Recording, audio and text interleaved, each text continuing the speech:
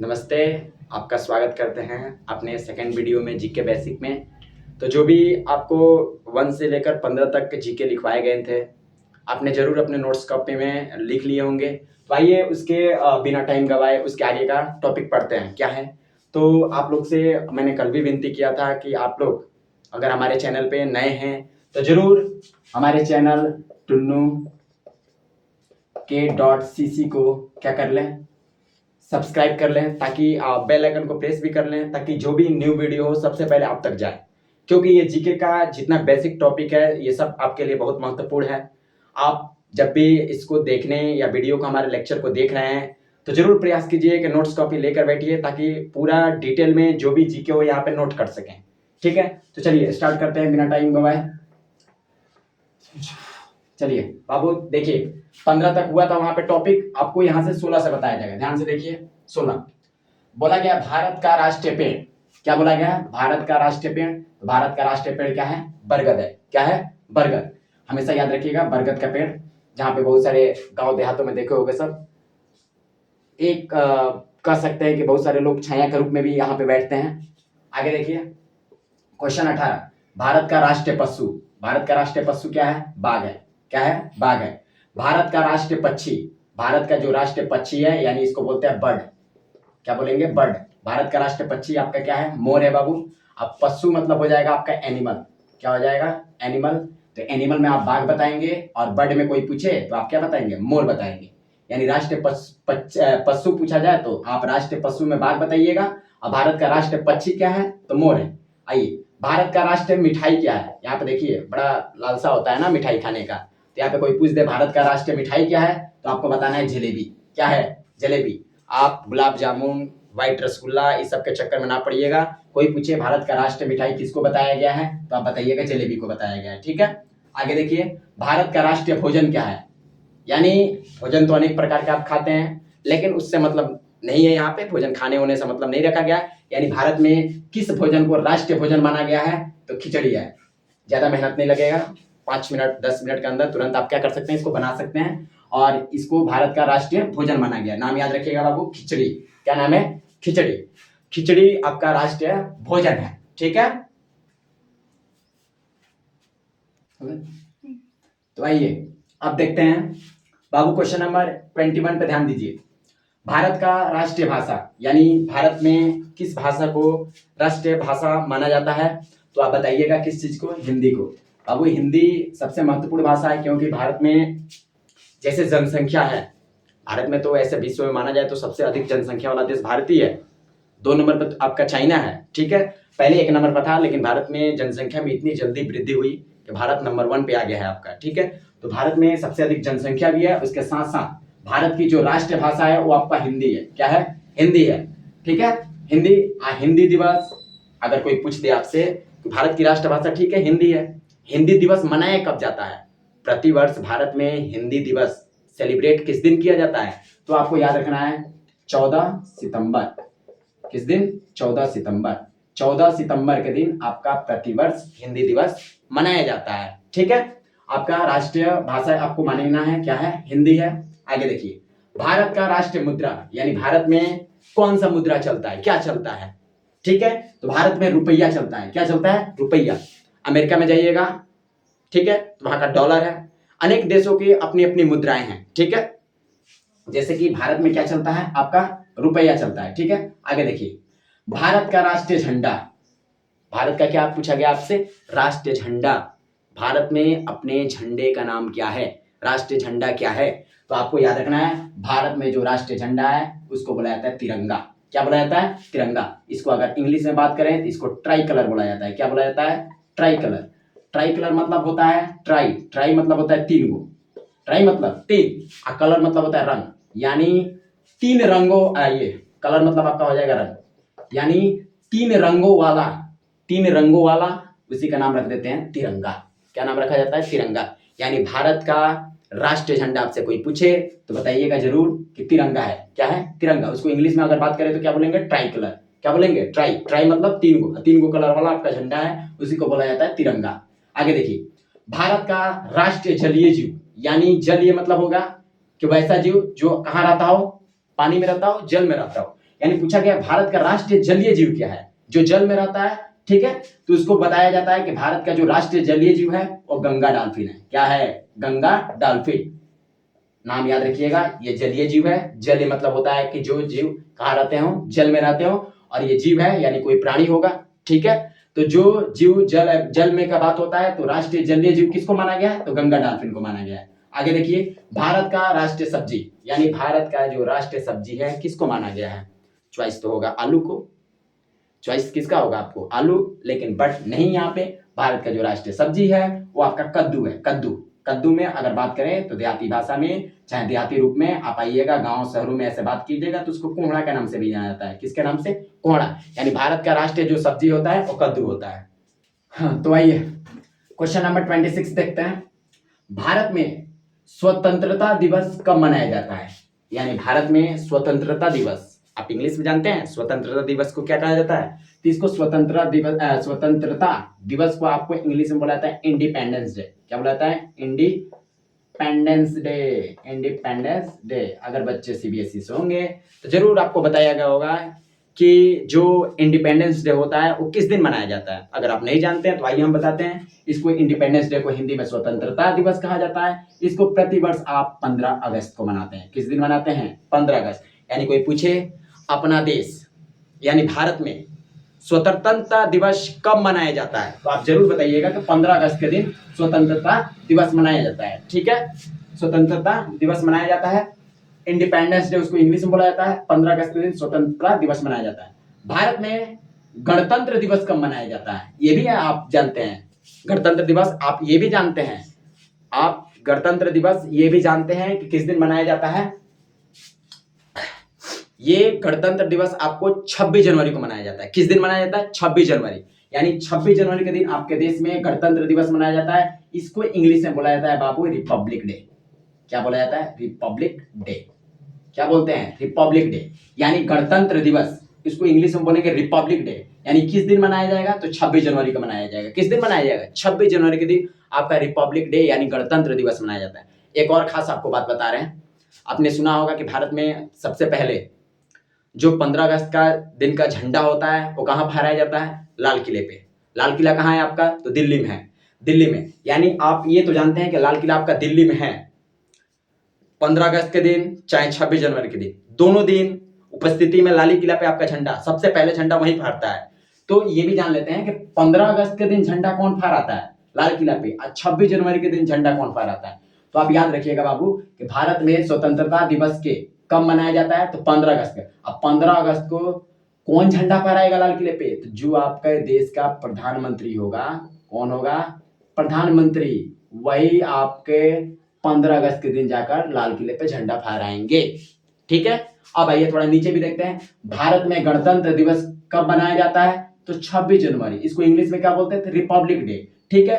तो ये 26 जनवरी के दिन झंडा कौन फहराएगा? फिर प्रधानमंत्री आएंगे? नहीं बाबू, इस दिन 26 जनवरी के दिन आपके जो देश के राष्ट्रपति होंगे, कौन होंगे? राष्ट्रपति। वही आपके क्या करेंगे? झंडा को लाल किला पे आकर फहराएंगे। 15 अगस्त के प्रधानमंत्री फहराएंगे, 26 जनवरी के राष्ट्रपति फहराते हैं, ठीक है। अब आगे देखिए, फलों का राजा किसे कहते हैं? अरे बचपने से आपने सुना होगा कि फलों का राजा किसे कहते हैं। फलों का राजा कौन है? तो फलों का राजा आम है।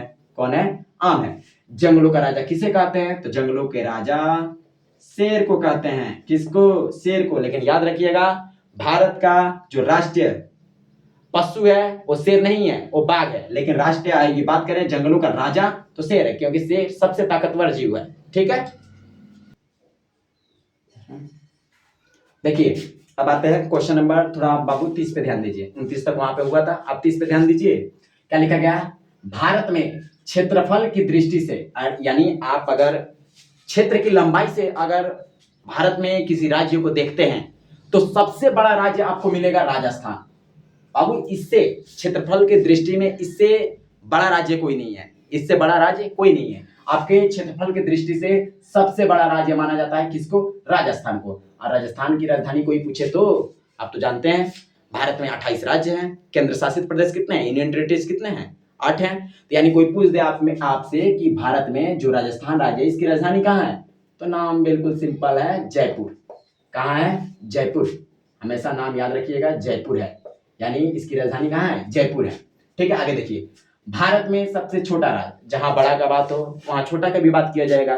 तो सबसे बड़ा में बात किया हम किसका, राजस्थान का, तो सबसे छोटा में याद रखिएगा आप गोवा का, यानी सबसे छोटा राज्य आपका गोवा है और सबसे बड़ा राज्य आपका राजस्थान है, तो सबसे छोटा आपका क्या हो गया, गोवा है। ठीक है, आगे देखिए, भारत में कौन सा रेगिस्तान पाया जाता है, बात करते हैं राजस्थान के बारे में। अगर आपने किसी टीचर अपने स्कूल से पढ़ा होगा थोड़ा राजस्थान के बारे में, तो राजस्थान की मिट्टी, वहां पे बालुई मिट्टी है, यानी बात करें तो वहां पे आमतौर पे हमारे देहात, हमारे गांव, हमारे शहर जैसा मिट्टी उपलब्ध नहीं रहता है। वहां पे दूर दूर तक देखिएगा तो बालू वाला इलाका है। ठीक है, पानी की इतना कमी है वहां पे, तो अगर साल में कभी वर्षा हो जाए तो ज्यादा है, वो सालों भर में भी मतलब ऐसा वहां पे रेनफॉल होता है, बहुत कम है, मिनिमम है, बहुत मिनिमम है। कभी कभार हो जाए तो हो जाए, लेकिन याद रखिएगा बाबू कि जो आपका राजस्थान है वो बालू इलाका है, यानी वहां की जो मिट्टी होती है वो बालू है, और वहां पे जो हवाएं तेज चलती है वहां पे मिट्टी नहीं उड़ती है, बालू के जो हल्के कण होंगे वो आपको दिखाएंगे। तो देखिए, पूछा जाता है भारत में कौन सा रेगिस्तान पाया जाता है, यानी अगर रेगिस्तान उपलब्ध भी है, रेगिस्तान कहाँ है तो राजस्थान में है, तो राजस्थान में जो रेगिस्तान है उसका क्या नाम है, तो आप नाम याद रखिएगा, थार रेगिस्तान। क्या नाम है, थार रेगिस्तान। क्या नाम है, थार रेगिस्तान। और यहाँ गर्मी के मौसम में सबसे हाई टेम्परेचर हो जाता है, लगभग बाबू बहुत हाई टेम्परेचर होने के कारण आप तो ऐसे इसमें बालू गर्म है, तो आप जरूर अगर पैर रखिएगा तो आपका पैर क्या होने लगेगा, धंसने लगेगा। आप गर्म इलाका में, अभी तो ये इधर छोड़िए ना, इधर तो 40-42 जात आप तो एकदम पूरा मतलब ऐसे बेहाल हो जा रहे हैं, तो वहां पे तो टेम्परेचर सबसे हाई होता है। एक तो बालू वाला इलाका है, वहां का एटमोस्फेयर जितना होता है वो हॉट हो जाता है, गर्म भी हो जाता है। और वहां पे देखिए जो भी वहां का वातावरण होता है आपका, तो मान लीजिए सबसे गर्म होने लगता है, और गर्म भी होगा तो वहां का टेम्परेचर भी ऐसे भी ऊपर रहेगा। और वहां पे जो भारत में कौन सा रेगिस्तान पाया जाता है, इस पे ध्यान दीजिए, तो भारत में रेगिस्तान पाया जाता है थार रेगिस्तान। अब जब रेगिस्तान है तो यहाँ पे आम तौर पे इंसान का चलना बड़ा मुश्किल होता है। ठीक है, तो यहाँ एक ऐसा जीव है आपके पृथ्वी पे जिसका अंकुलन इसी जीव, हम कह सकते हैं इसी स्थान के लिए बना है, उसका चलन चाल, जैसा पानी का कम मात्रा का खपत, वो सारा जीव ऐसे अपने अंदर गुण रखा हुआ है। ठीक है, तो इसलिए बोला जाता है रेगिस्तान का जहाज किसे कहते हैं, यानी रेगिस्तान में किस जानवर को जहाज भी कहा जाता है, तो आप याद रखिएगा ऊंट। यानी ऊंट ऐसा आपका जीव है जो रेगिस्तान में, जहां बड़े बड़े जानवर विफल हो जाते हैं चलने में, वहां पे ऊंट आपका पूर्ण रूप से सफल रूप से चलता भी है। और ये ऐसा जीव है कि 6-7 दिन तक अगर पानी ना पिए तब भी ये रह सकता है। तो आप जानते हैं रेगिस्तान का हाल यही है कि पानी वहां पे ज्यादा मात्रा में उपलब्ध ही नहीं है, और जब पानी उपलब्ध है नहीं तो ऊंट अगर एक बार पानी पीता है तो 6-7 दिन तक अपना काम चला सकता है। जब 6-7 दिन तक इसका थोड़ा और आमतौर पर देखिएगा तो इसके पैर थोड़ा लंबे होते हैं। जब पैर लंबा है तो सिंपल सी बात है, आपका बालू नीचे है, गर्म हुआ है तो उसके पैर लंबे है तो पेट ऊपर ही हुआ। तो यहां से यानी जो बालू है आपका पूरा हॉट है, उसको कह सकते हैं ना कि जो हीट वो रिलीज करता है, उसके पेट ऊपर होने के कारण उसको ज्यादा गर्मी महसूस नहीं हो पाती है। और आमतौर पे पानी का भी बात करें तो पानी लंबे समय तक ये खपत करता है, 6-7 दिन तक भी खपत कर लेगा। और इसके पैर इतने गुददार होते हैं कि आसानी से बिना धंसे ये बालू वाला इलाका में चल सकता है। तो एक बार ध्यान से देखिए, भारत में क्षेत्रफल की दृष्टि से सबसे बड़ा राज्य राजस्थान है, आपका सबसे बड़ा राज्य राजस्थान है, सबसे छोटा राज्य आपका गोवा है। कौन है, गोवा है। और भारत में जो रेगिस्तान पाया जाता है उसका नाम क्या है, तो रेगिस्तान कहाँ पाया जाता है, तो राजस्थान में पाया जाता है। जो रेगिस्तान राजस्थान में पाया जाता है उसका नाम क्या है, तो थार रेगिस्तान है। और रेगिस्तान का जहाज किसे कहते हैं, तो ऊंट को कहते हैं। किसको कहा जाएगा, ऊंट को कहा जाएगा रेगिस्तान का जहाज। आइए बाबू, थोड़ा सा आप 35 नंबर क्वेश्चन पर ध्यान दीजिए। थोड़ा आइए जानते हैं कि भारत में कौन कौन से फेमस स्थान है और कहाँ उपलब्ध हैं, इनके बारे में भी थोड़ा जानते हैं। ठीक है, तो ध्यान दीजिए, ताजमहल कहाँ स्थित है। देखिए, भारत में जो सबसे फेमस स्थान है जहाँ पे लोग बहुत सारे घूमने जाते हैं, वहां का हम बात करेंगे। तो ताजमहल कहाँ स्थित है, तो आप बाबू याद रखिएगा नाम, आगरा। कोई पूछे ताजमहल कहाँ स्थित है, तो आगरा में स्थित है। ठीक है, और आगरा पूछा जाए किस राज्य में, अगर आपको जो जाना है घूमने आगरा, मान लीजिए आपको ताजमहल घूमने जाना है, तो आपको तो नाम याद है आगरा। अब आगरा किस राज्य में, ये भी तो आपको पता करना है ना। तो आगरा आपका उत्तर प्रदेश में है। कहाँ है, उत्तर प्रदेश। ये हमारे योगी बाबा के राज्य में उपलब्ध है आपका ताजमहल। ठीक है, आप जरूर घूमें, अगर आपको ऐसा कभी मौका मिलता है अपने पिता माता जो भी आपका फैमिली हो उनके साथ जरूर आगरा जाएं और ताजमहल को घूमें। बहुत अच्छा लोकेशन है ये आपका। उत्तर प्रदेश में आपका आगरा उपलब्ध है। आगरा में क्या है आपका सबसे फेमस ताजमहल है। गोलघर कहाँ स्थित है? आप जाइएगा पटना में तो आपको मिलेगा गोलघर। क्या मिलेगा? गोलघर आपका पटना में स्थित है। आगे आइए, कुतुब मीनार कहाँ स्थित है? कुतुब मीनार कहाँ स्थित है? तो कुतुब मीनार आपका न्यू दिल्ली में स्थित है। कहाँ है? न्यू दिल्ली में। ये कुतुब मीनार की ऊंचाई होती है आपका लगभग 70 से 72 मीटर के करीब इसकी ऊंचाई है। कितना है? 70 से 72 मीटर के करीब इसकी ऊंचाई होती है। कुतुब मीनार कोई पूछे आपका कहाँ स्थित है तो न्यू दिल्ली में। और एक और बात आपको बताना भूल गए कि ताजमहल कहाँ स्थित है, तो आपने बताया आगरा। आगरा किस राज्य में पड़ता है? तो उत्तर प्रदेश में। ताजमहल बनवाया किसने था? तो सुन लीजिए, लिखवा नहीं रहे हैं क्योंकि ज्यादा हाईली आपको आगे लिखवाया जाएगा। तो ताजमहल आपके शाहजहां ने बनवाया था। किसने बनवाया था? शाहजहां। नीचे आइए, गोलघर कहाँ स्थित है? तो पटना में। कुतुब मीनार कहाँ स्थित है? तो न्यू दिल्ली में। और न्यू दिल्ली में जो कुतुब मीनार स्थित है उसकी ऊंचाई कितनी है? तो 70 से 72 मीटर है। कितना है? 70 से 72 मीटर इसकी ऊंचाई भी है। और कुतुब मीनार को बनवाया किसने था? तो कुतुबुद्दीन ऐबक ने बनवाया था। किसने बनवाया था? कुतुबुद्दीन ऐबक। नीचे देखिए, लाल किला कहाँ स्थित है? तो लाल किला भी नई दिल्ली में। कहाँ है? नई दिल्ली में। लाल किला अभी तो आपको हमने बताया, यहाँ पे आपके प्रधानमंत्री, राष्ट्रपति प्रतिवर्ष में जो 26 जनवरी 15 अगस्त पड़ते हैं उस दिन जाते हैं, झंडा फहराते हैं। 15 अगस्त के दिन प्रधानमंत्री झंडा फहराते हैं, ठीक है। 26 जनवरी के दिन आपके राष्ट्रपति झंडा फहराते हैं, ठीक है। ये न्यू दिल्ली में जाकर लाल किले पर आपका झंडा फहराया जाता है। लेकिन बात यह है कि न्यू दिल्ली में जो लाल किला बना है इसको किसने बनवाया? इसको भी आप नाम याद रखिएगा, शाहजहां। किसने? शाहजहां ने आपके लाल किला को भी बनवाया है, ताजमहल को भी बनवाया है। थोड़ा आगे देखिए, राम मंदिर कहाँ स्थित है? किसका बात किया गया है? राम मंदिर कहाँ स्थित है? ये आपकी राम मंदिर स्थित है अयोध्या।